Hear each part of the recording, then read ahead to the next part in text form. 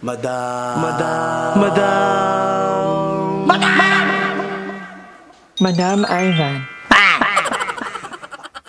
Hi guys! Welcome back to my channel. For today's video, kung nakikita nyo, dumating na yung mga iba kong in-order. Pero may ito pa rin yung kulang actually. Medyo tahimik kami ngayon, wala ang mga bayot na ila ngayon na Okada. So meron kasing nag-invite, nang natin kay Aye, nag-utang i-treat. So deserve ni Aye ang thank you na yan. Kung sino man po yung caregiver mother na nag-invite kay Aye, thank you so much. You really deserve it. And yun, hindi na rin ako kumama kasi may mga parating nga akong parcel today at dumating na sila. Although hindi ko na yung open lahat kasi di ba kahapon nag-unboxing ako. Actually, umorder lang ako. Itilipin ko lang kung kompleto ba. Ito yung yung table.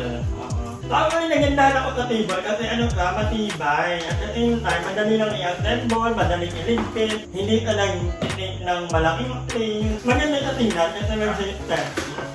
Yung mga aso. So pagkakaalam ko, buy one take one to. Pero bakit kaya ito lang? Ay, ito ulit. So I don't recommend din, ang mahal nito, 400 something. Ito na yung akin guys, kagaya lang anong ilang box ko nakaraan. Pati ito, pero titingnan ko lang kung kompleto. Pakainit naman itong in-orderan ko, akala ko may one take one. Ito ay 1, 2, 3, 4, 5. So, limang upuan kasi kailangan ko ng 10, at least 10 na upuan. And then, dumating na rin ito, ito ito pinaka-importante. Ito na lang. Nakalino ko lang, ang init-init na naman. Mainit ba kayo guys? So, nag-decide na rin ako na hindi muna kumama kasi hindi pa totally magaling. So, medyo masakit na inalamunan niya. So, sabi ko, kasi nag-antibiotics na. So, sabi ko, magpahinga na muna kami. Marami pa namang next time. Ito. Hindi ko alam, pero binabili ako ni Harold dito. Ito yata yung ng coffee. Ano itong thermo? Na parang liit. Nalilitan ako. Pero ito yung pinakamalaki. 12 liter. Ito yung pinakamalaki sa option nila. Kasi meron ilang 8, 10, 12. So yung 12 yung kinuha ko para malaki-laki na. Hopefully tama. Si Harold naman ang nito. So, yeah, itatabi muna natin. Ako inuunti-unti ko lang po yung pagbili ng mga kakailanganin ko kasi para hindi mabigat. Para din pagdating ng time, ready na talaga tayo. Kasi hindi ko naman minamadali. Kaya lang wala pa rin naman sila Harold at pwede ko sabihin. Basta natanggalaan ang sila Harold na Ellie. So enjoy, Mare, baby boy. I'm happy, meron na tayo nito. So, kailangan ko na lang ng supplier ng coffee. Pero hinahanap ko pa. Naghahanap ako ng murang coffee at the same time, yung malapit dito. Ano nga ba yun yung parang may ginamit nilang coffee capital dito sa Cavite. So, yan. Yeah, ito. This is very, very, very important. So, while hindi pa nag-operate po, kwarto lang muna yan. Yung ibang mga stock actually yung kahapon, nasa kwarto ko na.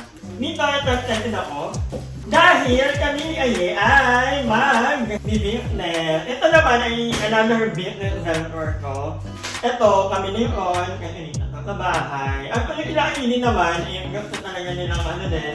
They're more than welcome to join me. But anyway, ito, naisip ko kasi, sabi ko kay Aye, business tayo ng... Kasi dati naman nag-business na kami dati ni Aye. Hindi naman actually may nag-comment doon, lahat na lang daw ng naging business ko ay nalulugi. I mean, hindi naging successful. Sabi ko lahat, meaning plural, hindi sa singular. Samantalang sa pagkakaalam ko, isang beses na lang naman ako nag-business. Yun yung nag-tie up ako, nakipag-partner ako kay Junior, yung Center Studio.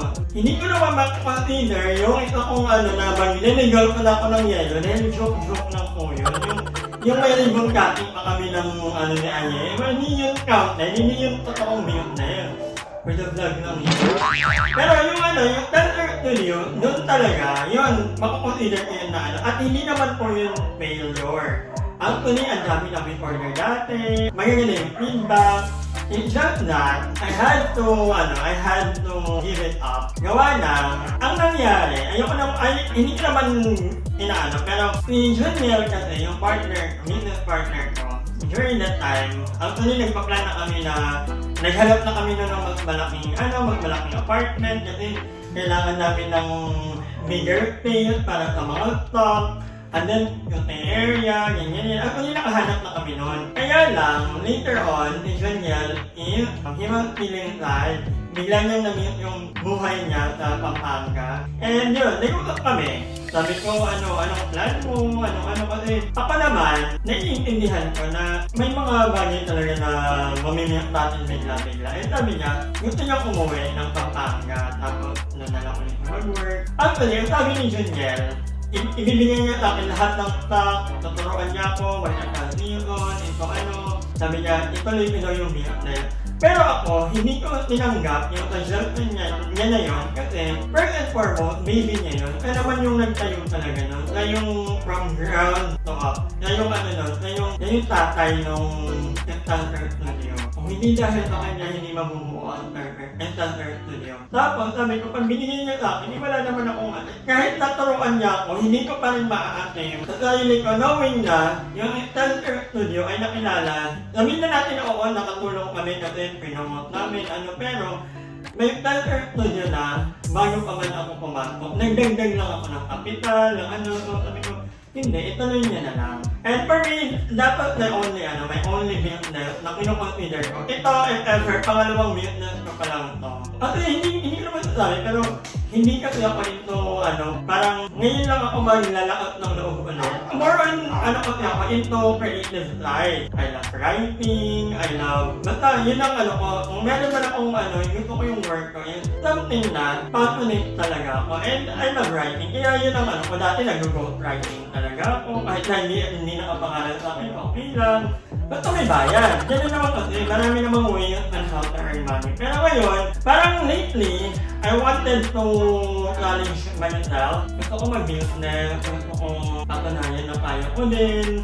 And medyo matagal lang ang kasi syempre, hindi naman gusto mo, kaya rin na agad. Siyempre, aaralin mo yung mga bagay-bagay. Kaya, it took me a while. Pero ngayon, inuunti-unti na, nasa nasa execution na tayo ng mga client. And ang dami ko nang sinabi, bubuksan ko lang sa Lord.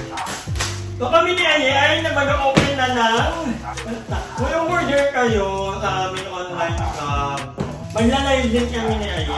Si Ay talaga ang ko nito kasi sobrang proud ni Ay. Ingay ng mga aso. So thank you nga pala kayo Ren kasi meron kang freebie na Waybill. Hindi na ako bibili ng Waybill. Thank you so much. Hindi ko muna ipapakita sa inyo ang laman nito kasi gusto ko kasama ko si Aye. Ganun ako kasi si Aye ang umiinom talaga nito. Sabi ko, magbenta kaya tayo niyan. Kasi parang effective tayo. Sabi, effective daw talaga. Ako itatry ko. Pero si Aye kasi, si Aye ang mahilig sa mga ganito. Si Aye ang mahilig sa mga inumin, mga pampapel. And one of these days, bibili rin ako ng projector. Kasi hindi ba medyo malawak din ba? Para ever, meron din tayong pinay, Pagdating naman sa mga pagkain, ito na ang bahala dyan. Kasi Darna. Abangan nyo kasi i-announce ko sa inyo ang aming pagiging TikTok vlog at ever. Magla-live din kami ni Aye sa TikTok. So pwede kayo mag-check out. At kung si Aye ang bahala sa live. I'm so happy. Andito na ka. Aye, napapanood mo to talaga. At sa Sabado may pupuntahan ka na. We're going to Laguna this coming Saturday, ang Pamilya Bantuten. At meron pang printer. Thank you so much. Actually, libre lang yung printer. Hindi naman ka-brand new, pero it's not that count. Kasi nag-umpisa pa lang, sobrang quick ni Ren, kasi pinadalhan niya ako ng sabi ko kasi wala akong printer. May printer ako dati ng Waybill, kaya lang, nung hindi na kami nagbebenta ni Aye ng mga damit, dati nagbebenta ako ng libro, at pala hindi kami nalulugi, tinitili lang namin. Pag nauubusan na ng stock, hindi na kami nag-restock, yung sakit namin ni Aye. Pero ngayon hindi na. May printer na ako, ang galing. Ano lalagay yung so mamaya, ito ang aaralin ko, kaya hindi ako tumama na kukagawin. Kasi, ganun ang sakit ko. Kapag may naiisip ako, kailangan gagawin ko kaagad. Hindi pwedeng mamaya pa. So thank you Ren. Meron tayong printer. Wala yung connect.